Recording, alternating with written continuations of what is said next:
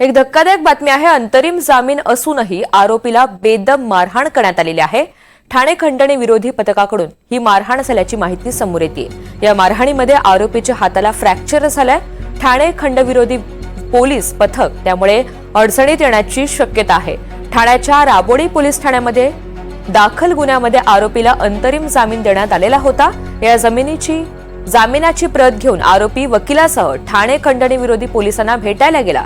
त्यावेळी पोलिसांनी आरोपीच्या हातातील न्यायालयाची प्रत फाडून वकिलाला बाहेर हकललं आणि त्यानंतर आरोपीला बेदम मारहाण केल्याचा आरोप करण्यात येतोय।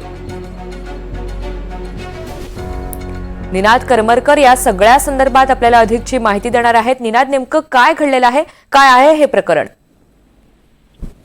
ऋतुजा, अतिशय गंभीर प्रकार आहे। आपण पाहतो तिला मारहाण करण्यात आलेला आहे।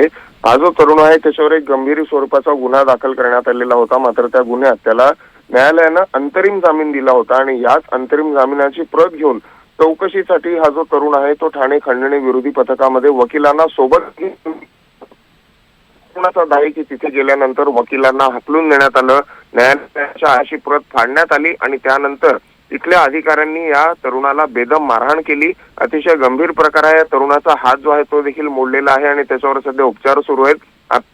वरिष्ठ दखल घेत या अधिकाऱ्यांची आणि या संपूर्ण प्रकाराची आणि काय कारवाई होते हे आता पाहावं लागणार आहे। निश्चित। निनाद, धन्यवाद सविस्तर माहितीसाठी।